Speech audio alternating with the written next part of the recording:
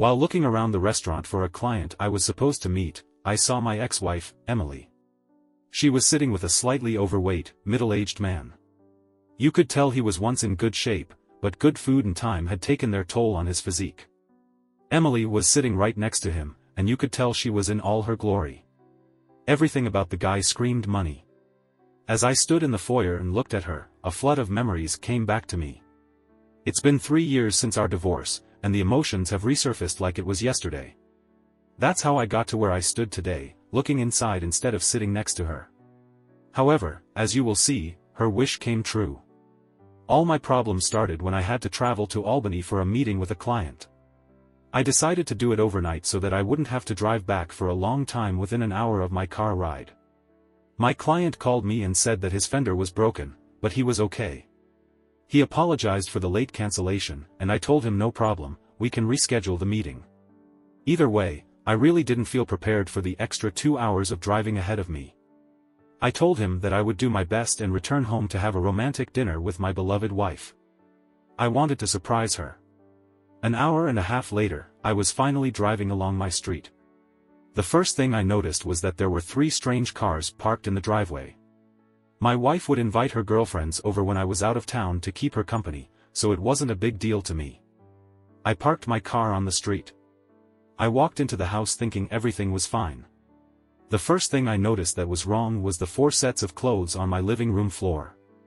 I froze just as I heard my wife scream. It wasn't a "help me" cry, it was a "me harder" cry that I knew well. My heart sank and I realized that my wife was having sex with someone else. My whole world was destroyed. I didn't want to go upstairs, but I knew I had to do it. As I reached the top of the stairs, I heard my wife let out a primal scream. I quietly peeked around my bedroom door frame and saw 3 men. I didn't know 2 of them, but the third was her boss from work, James Anderson, and they had my wife in all places at the same time. I never liked James, and now I know why. Emily, you're a great, and I love having you. By the way, thanks for helping me with 2 of my favorite clients. I can tell they love your, body as much as you love using it, James praised her. This, was pimping my wife for his business clients. All 3 of them started using my wife as their personal sex toy. They gave her everything they had and called her all sorts of derogatory names. She seemed to become even wilder from this treatment, and they had her even more. I've never seen her behave like this in the 10 years we've been married, although I felt that James's choice of was the most appropriate name for her. I quietly backed away, but they were so busy that they didn't even notice me. I quietly went downstairs and went into my office. I found my digital video camera and it had some battery left. There was an old holiday cassette in it and some space left. I didn't want to make a feature film, just document my wife's actions for my lawyer. I quietly walked back to my bedroom door and started recording the video.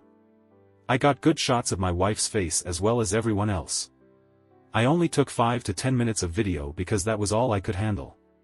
Now, some men may find this sexy and arousing, but not me. This whole scene saddened me. I went limp and felt betrayed. Seeing my wife become a for other men was almost unbearable for me, and I went downstairs to calm down and think soberly. I went into my office and took my gun out of the safe, taking the safety off. I'm not a violent person, but I was just in the mood to fire a few bullets if they started acting stupid. I then went into the living room and took all the car keys and wallets from the pants that the men had left on my living room floor. I went outside and deflated all their tires, including Emily's car. When I got back inside, I had a smile on my face that would make the Grinch jealous. I started to formulate a great plan and I knew it would work if Emily took her cell phone. I noticed it on the bedside table in the bedroom while I was recording a video. I got my camera ready, went behind the stairs, and quickly dialed Emily's cell phone number. It rang several times and I got on her answering machine.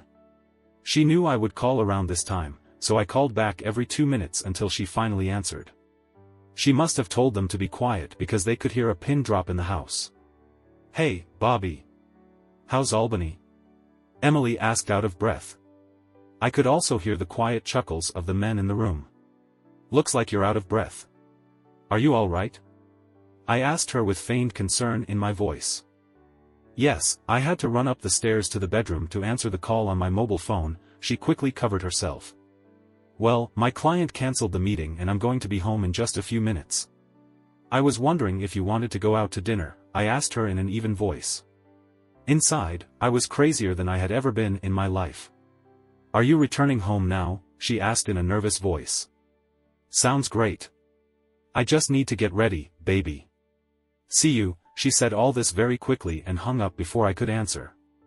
I laughed to myself because I knew what would happen in just 1 minute, and sure enough, 4 completely naked people began to descend my stairs into the living room. All the men got dressed in record time and Emily also got dressed and tidied up her clothes. All the men ran out at the same time and Emily put on some shoes and a jacket with them. She walked to the door and looked outside, hoping they would leave before she went outside. If she hadn't been so excited, she would have noticed my car parked on the street in front of our house. All the men began shouting something to her at the same time and she went out onto the porch to listen to what they were talking about. At that very moment, I slammed the front door and locked it behind her. My wife just saw my face as I was closing the door and tried to look through the side window and speak to me with a pleading tone in her voice. The time for talking is over. All the other men returned to my porch and began banging on my front door within minutes. I knew they wanted to take their wallets and keys. I called 911 and reported people trying to break into my house. The dispatcher said one of my neighbors just called her. I told her my name and address. Just 2 minutes later, a police officer showed up at my house. I waited until the police questioned my wife, then I opened the door and walked out to the 2 police officers who were at the scene. Officers, these men raped my wife and I want them all arrested, I told the police. This caused an immediate reaction from the men. They all immediately started shouting, I was invited. She wanted it herself. I didn't rape anyone, and she wanted it from all of us. Everyone, including me, looked at Emily, waiting for an answer. She lowered her eyes and avoided meeting my gaze. In a quiet voice, full of shame, she said, I invited these men into my house. I had sex with them and no one raped me. I did this of my own free will. All the men seemed relieved that they were not facing rape charges. Around this time, 2 more police cars arrived at my request. They wrote down everyone's names for their report. Then the senior policeman said to me, if your wife invited these men to your house and they are all over 18 years old, there is little we can do for you. I would suggest counseling or something like that. He said this while looking at my wife like she was a piece of __ on his shoe. I told the police to call a taxi and that Mrs. Thomas would not be allowed back into the house that evening. One of the guys called a taxi because he discovered that all their tires were flat. They also tried to accuse me of taking their wallets and keys, but I told the police that I had no idea what they were talking about. I turned and walked back to the porch. Emily stayed with them until the taxi arrived. I just stood on the porch and daggers flashed in my eyes. My wife tried to come up on the porch and talk to me, which was a brave thing to do at that moment. If she knew how angry I was and that I had a gun on me, she might have run the other way. Bobby, I'm so sorry, she tried to say something but I immediately cut her off. You broke my heart, and I will never forgive you. James called you __, and I think that's fitting. From now on, I will call you __, and will never use your real name again. If you ever need to talk to me again, do it through David, I said with the final comment and went into the house and locked the door, leaving her standing there. She ran back to the group crying and James tried to hug her. She pushed him away and for some reason that made me feel a little better. My good mood quickly faded when I returned to my bedroom. The whole room smelled of sex. For some reason, this just set me off and I started trashing the whole room. I took the mattress and threw it on the front lawn. I went to the garage and grabbed my toolbox. I began to dismantle the bed and throw it in pieces on the front lawn along with the mattress. I returned to the bedroom and picked up Emily's cell phone from the floor. I checked the list of her numbers and messages. Of course, she had disgusting emails, photos, and even a few videos of some guys I never knew, __, her all over. However, judging by the photographs, she knew them very well. I started looking for garbage bags to put all her clothes in and I had to laugh at myself. I was attentive to her, but those days are gone. I carried all the boxes from our bedroom downstairs and placed the contents of each box in a separate pile on the front lawn. I then tackled all of her extra stuff in the guest room. This is where I got my next surprise. I moved all the dresser drawers from the guest room out onto the lawn just like I did with Emily's bedroom items. The last bottom drawer was stuck and wouldn't open all the way.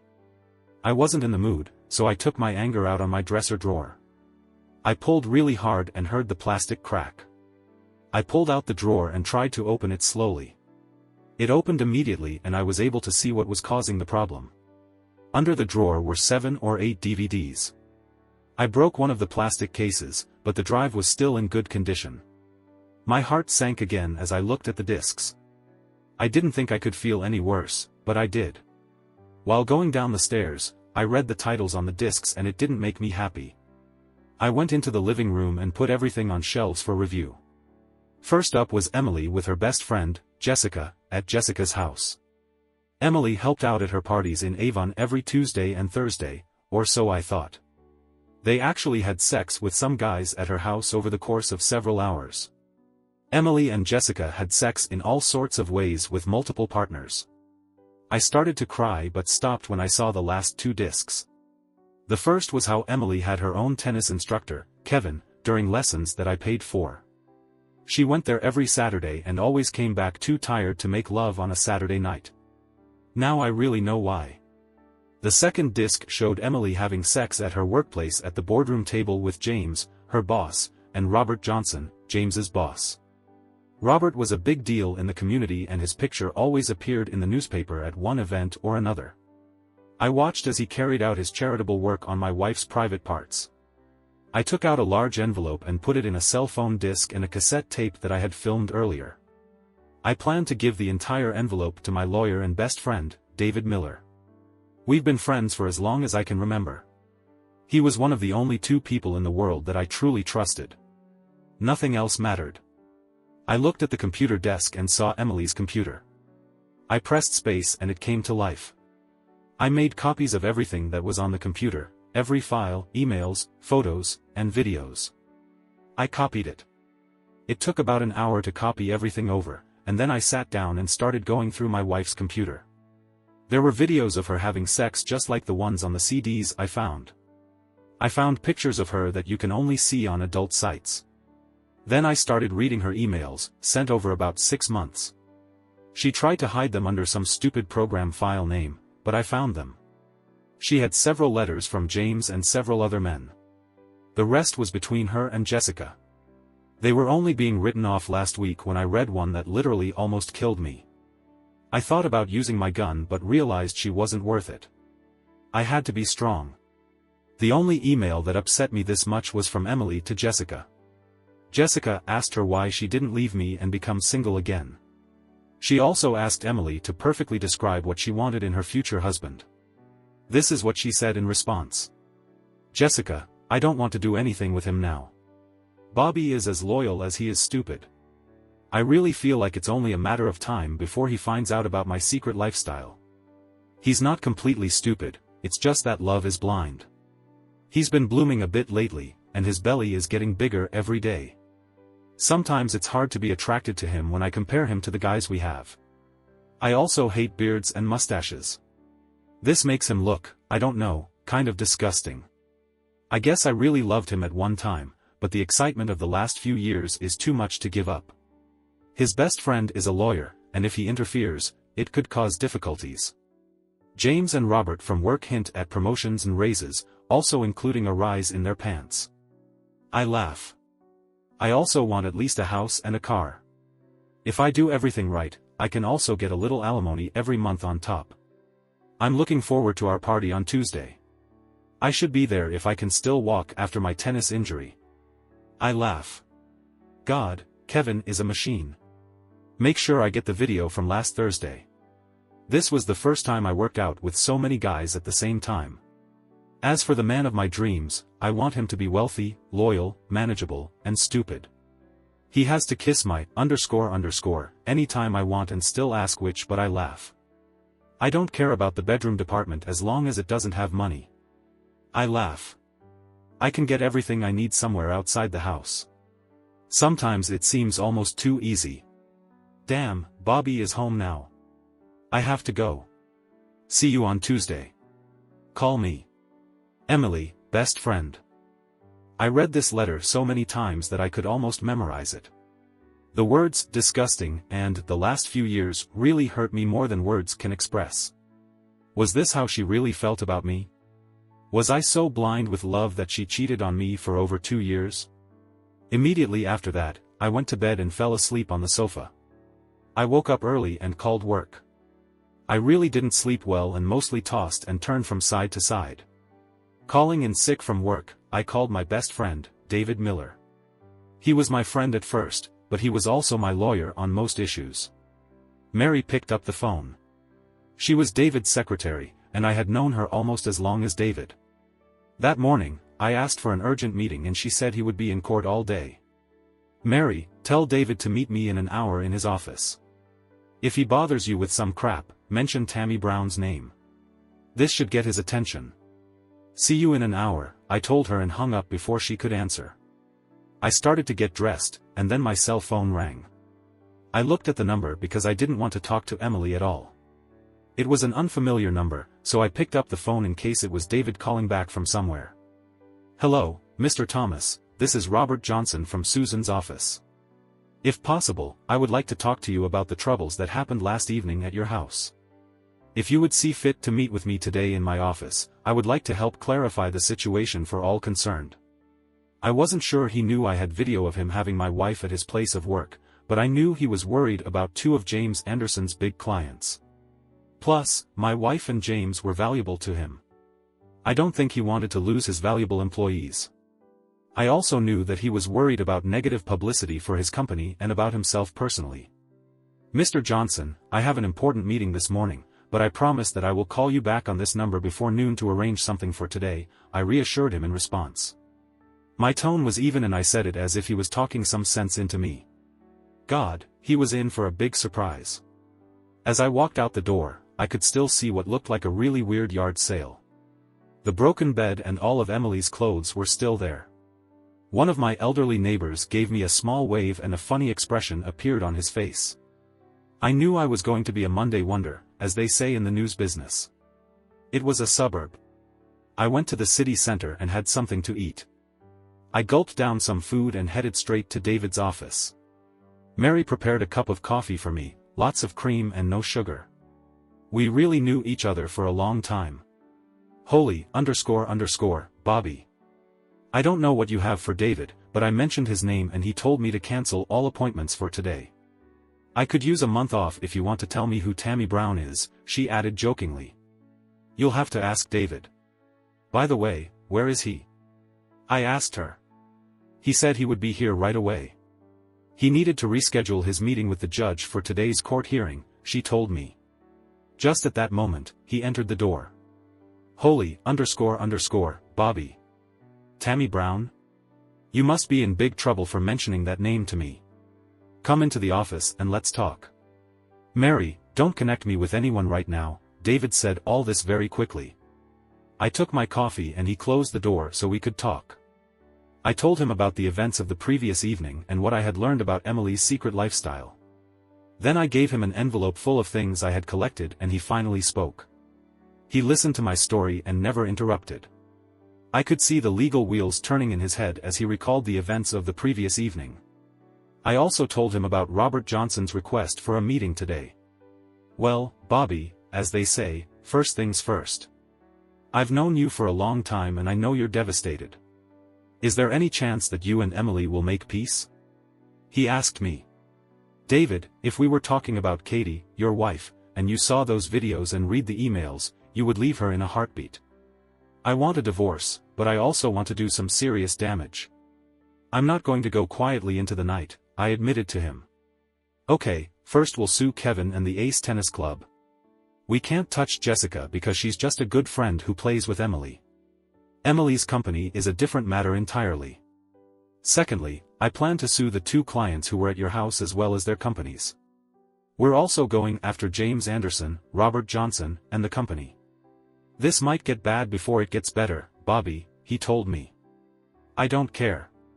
Even if I have to stand on the street and use my fists, I'm going to make these people pay for screwing me through Emily, I told him with anger in my voice. Okay, Bobby, tell me again what Robert Johnson wanted and we'll go from there, David told me. We discussed several different options and I liked the last one the most. A full frontal attack on Emily's company sounded best. I had an ace up my sleeve with video footage of James, Robert, and Emily in their boardroom. David told me that as Emily's bosses, they controlled her position. It can also lead to serious jail time. I liked the way it sounded. David also hinted that once Robert Johnson found out what we had on him, his attitude would change and they would offer me some money. I told him that if it was less than $2 million, he could kiss my ass. I'll tell you what, David, let it be $2.5 million. I've seen your legal fees before, I told him with a laugh. Come over tonight at 7 p.m. and Katie will cook a delicious dinner for both of us. I think you could use a break from home, he demanded. I called Robert Johnson back and made an appointment for 2 p.m. Immediately after this, Mary poked her head into the office. David, they're calling you on line 1, she told him. Mary, I told you, no calls, he said and got really angry. Sorry, David, but this is Emily. She wants to talk to you, and I thought you might want to answer, Mary continued. Sorry Mary, it's going to be a long day and it's just getting started. Does she know Bobby is here, he asked her. Not that I know, David, she countered. Tell her I'll talk to her in a minute, he said more softly as Mary quickly walked out into the reception area. Well, I bet she's already discovered that her cell phone, computer, and all her DVDs are missing. I bet she was mad that I dumped all her, on the front lawn along with our bed, I told him. Wow, you really had a busy evening. Let me talk and don't interfere in the conversation. As your lawyer, I need to clarify a few things right now, he hinted to me pressing the connection. I started to hear a one-way conversation, but I could almost make out what she was saying to David without even hearing her words. Hi Emily, this is David. Yes, I already talked to him. Bobby is a great guy and my friend. I thought that of all people you would be the one who would cover his back and not stab him with a knife. No excuses, Emily, I'm not in the mood. Yes, I'm going to represent him. He has very strong arguments, you know it won't be pleasant, right? I'll talk to him, but you crushed a man who was always faithful to you and loved you to death. I don't think he cares what you think. My best advice is to get yourself a good lawyer, you will need one.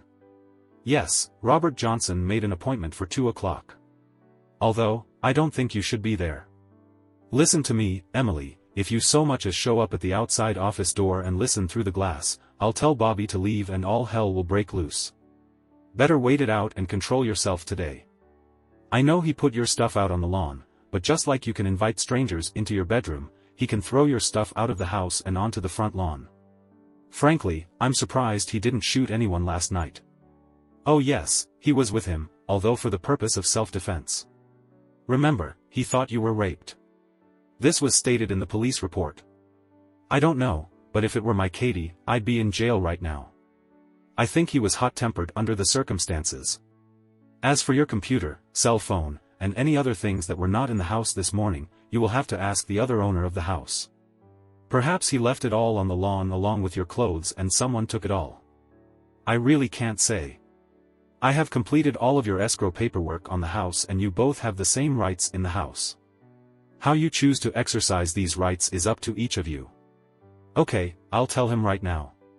I would recommend that you stay there and let Bobby live in the house until everything is sorted out.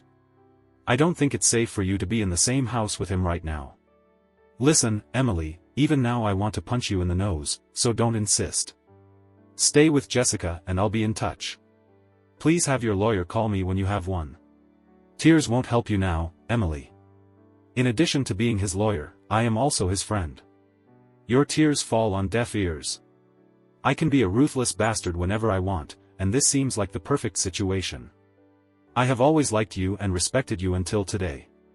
I'm sorry that you will see a side of me that only my enemies and ill-wishers see. You won't like it. Okay, but stay away from him and don't leave your office right now. He wants nothing to do with you. Goodbye. David finished and looked up at me. I think you heard most of the conversation, he asked me sadly. Yeah, I just wish I could meet her face to face again and tell her how I really feel, although I don't think I want to go through the pain of seeing her again, at least not right now, I admitted to my friend. I'll tell you what, Bobby, do two things for me, he asked me, instantly changing his emotional mood to positive and optimistic. Get these videos for me. David asked me to pull out from the envelope the videotape from the night before, the videotape of Kevin at the tennis club, and the videotape of Emily with Mr. Anderson and Mr. Johnson in her office. I gave him the videos and he told me to invite Mary to have lunch with me. I looked at him strangely and he immediately answered me in kind. I think it would be better if I look at them personally so as not to upset you all before our meeting at 2 p.m. I don't think watching this material will do you any good right now and I don't want you to get angry before we even meet Robert Johnson, he explained. I knew he was right and thanked him, telling Mary the good news. She told me to take her somewhere expensive if David would pay. I laughed and we both left the building. Mary was a wonderful dinner companion and she made me forget all my problems for the next hour. When we returned, I heard David yell as we walked through the office door. We walked in and he was in a great mood, doing a celebratory dance at his table. This recording is great, Bobby. I do not believe in this, he told me. I gave him a funny and sad look on my face, and I think he finally understood why. Oh, Bobby, I'm really sorry. I didn't celebrate these videos. I know Emily really hurt you. I was just excited because of what I just found, he admitted to me. Bobby, come here. I need you to look at something for me, David asked me as I followed his instructions and stood right behind him so I could see over his shoulder. Did you watch the entire tape that Kevin made at the tennis club with Emily? He asked me. No, I only looked at some of them last night. I tried to get through all the footage without throwing up or going out and killing someone, I told him honestly. Well, I have a surprise for you. Just before Kevin and Emily finish, they begin to gather a small crowd in the men's locker room, the tennis club locker room. I don't want to say it, but she let the other men who were watching the gang bang, her after Kevin was done. I'm not telling you this to make you angry or sad, but because of this man right here, David told me, pointing to the screen on his desk. The person he was pointing at was an older man wrapped in a towel. He had longer gray hair and a mustache like a walrus. He asked me if I recognized him. David put the video on play and I could see him throwing off the towel and showing off a very large man tool that any man would be proud of. The only problem was that he walked right up to my wife and, her. The next minute, she was surrounded by 5 more guys waiting for their turn to talk to Emily. David, I have no idea who this, is but I assume you do, I answered him wisely. Bobby, this is for our meeting today at the tennis club at 4 p.m., he told me. David was excited and then he told me why. I smiled when he told me his plan. Besides being my friend, David was a damn good lawyer. I was glad that he was on my side this time. We left his office to head downtown for our 2 p.m. meeting with Robert Johnson. We took with us a portable DVD player, some photographs that we had printed before leaving, and some legal envelopes. We entered Emily's building and headed straight to Robert's office on the top floor. Emily's office was on the floor below. We waited in the reception area until we were invited into Mr. Johnson's office. Just before I entered, I felt someone looking at me. I looked down the hallway and saw the woman disappear around the corner when she noticed me looking at her, trying to guess who it was. I told myself I was just glad I didn't have to deal with her today. We both walked into Robert's office, and it was furnished with expensive furniture. At each location on the wall, there was a plaque, award, or photograph of a famous person with Robert Johnson. He had a nice office, and the first thought that came to my mind was whether he had Emily in that room. At this thought, I really began to dislike Mr. Johnson more than ever. I introduced David and started doing all the talking. Hello Mr. Johnson, this is my friend David Miller and he will be at the meeting you called today, I told Robert as we all shook hands. Mr. Thomas, Bob, I thought this was going to be a little meeting behind closed doors between you and me, Mr. Johnson asked me. Well, I thought I'd take David with me. Whatever you say to me, you can say to him, I said. I didn't bring it up for discussion, so he accepted David's presence and started talking directly to me, ignoring David. This brought a smile to David's face. I knew what was coming, but I let Mr. Johnson go first before we popped his balloon.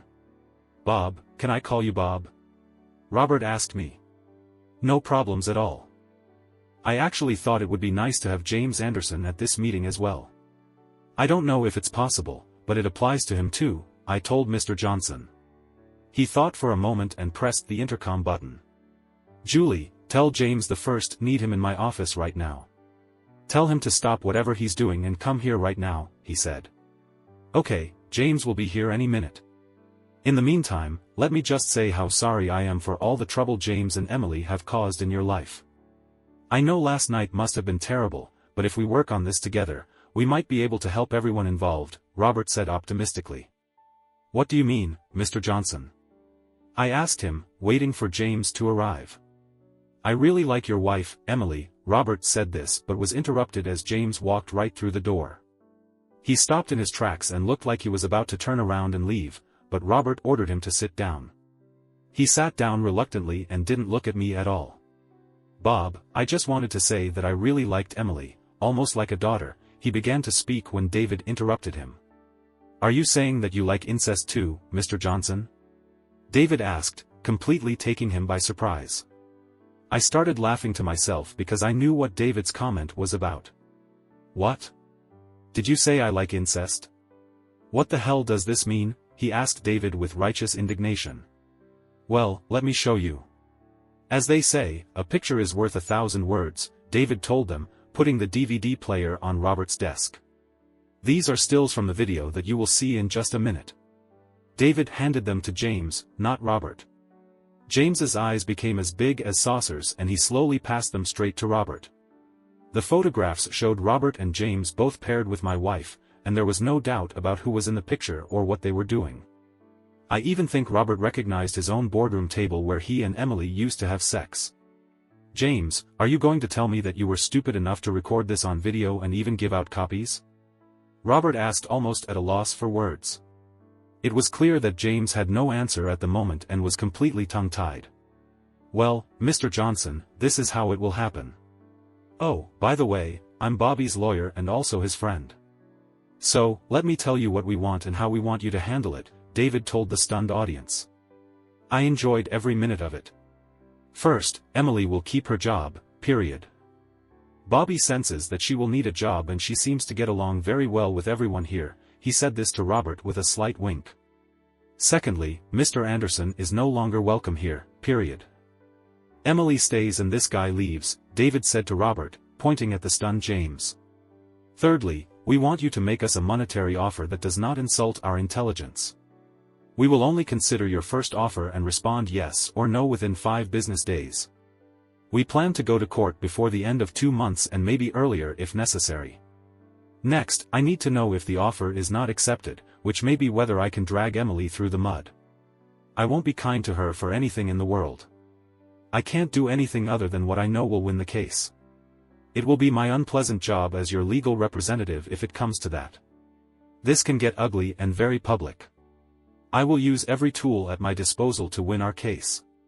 You may not like all the details that might become public about Emily, your marriage, and possibly your sex life. I will make her look like the fallen woman she has become. I don't know if you thought about this at all, David added. Yes, I really thought about it. I'm a bigger person than any of these people think I am. If this needs to be done, you have my blessing. But I'd like to go down the money offer route before we go crazy, I hinted to David. Okay, first we'll see what Robert has to offer you. However, if it sucks, I will complete all the necessary paperwork on the same day.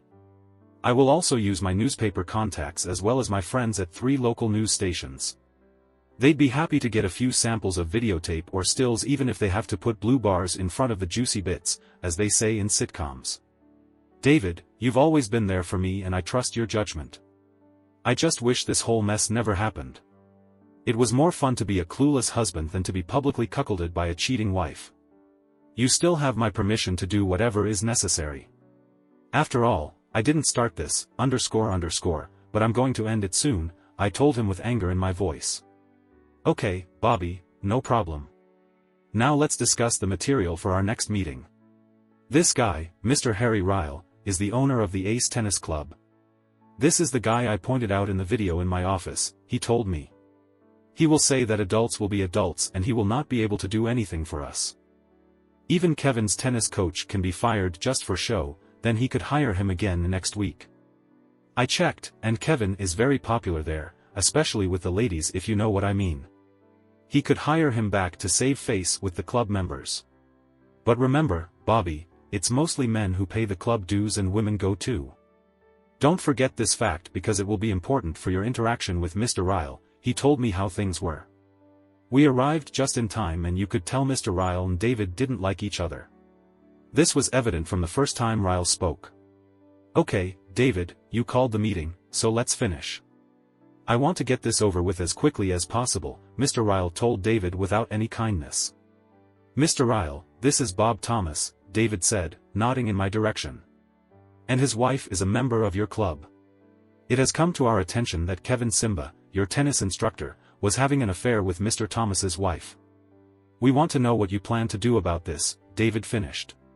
He waited for Ryle to speak, but even I knew that he would take everything upon himself and, in a few words, send David to hell.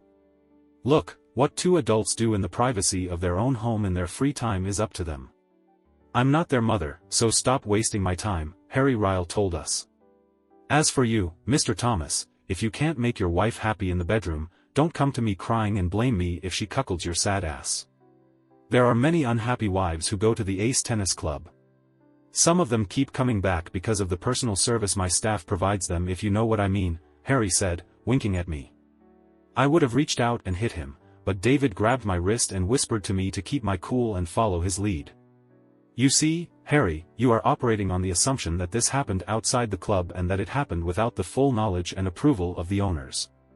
It would be wrong of you to assume that, Harry, David told him, pulling out a DVD player and placing it on his desk. David pressed play and turned the screen towards Harry. This was a hint that Harry was throwing in the towel and starting to have my wife.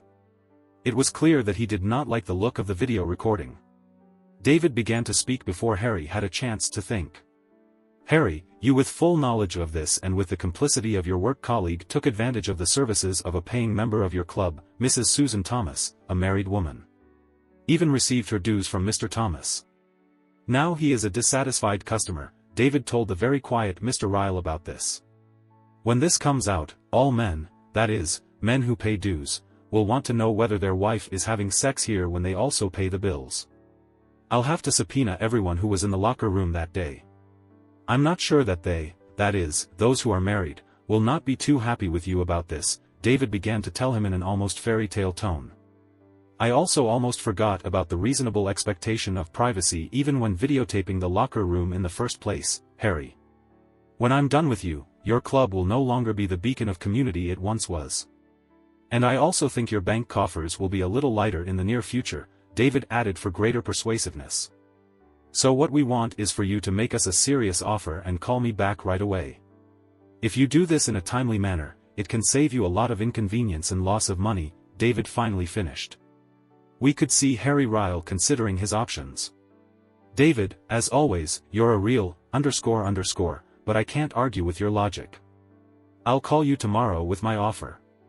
If I pay, all the tapes will return to me and never see the light of day. I will fire Kevin voluntarily. Now, if that's all you legal blackmailers came for, get the __, out, Harry Ryle told us as David took the DVD player with a smile and turned it off. Oh, by the way, say hi to Tito Martinez, David said to Harry, leaving the room. Go to hell, David, that was all Harry could say in response. David laughed all the way back to the parking lot. It was a lot of fun. So now we're waiting for suggestions, David told me as we went to his house for a delicious home-cooked meal. You look great today, __. I almost forgot how good you looked, I said, trying to get her to talk. I still knew how to push her buttons and I did it on purpose. My name is Emily, Bobby. Why don't you call me by my name, she answered me, the same in anger.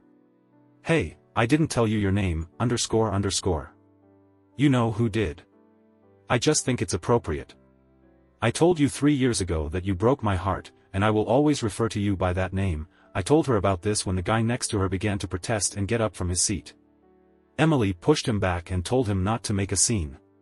She cried a little and her makeup ran. Her boyfriend said, "Go powder your nose, Emily, and put your pretty face in order. I'll take care of this, for you." With these words, she stood up and looked into my eyes, and I looked back at her. With just one glance, I must have shown all the pain I had been carrying within me for the past 3 years. She cried again, even harder. I was surprised that she still had any feelings for me at all, or maybe she still felt guilty. I think it was a mixture of both. "I expect you to be gone when I get back," she told me with tears streaming down her face. I just now noticed the very large engagement ring on her ring finger as she wiped her eyes with her hand and walked into the ladies' room.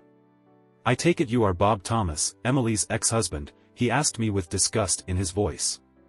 "Yes, and you must be the new wish come true," I told him about it when I saw the anger appear on his face.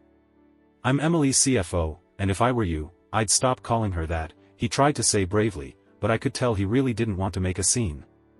"I did this to talk to you alone. I have 3 questions for you, and I will disappear from your life forever," I told him about it, and it brought a questioning expression on his face.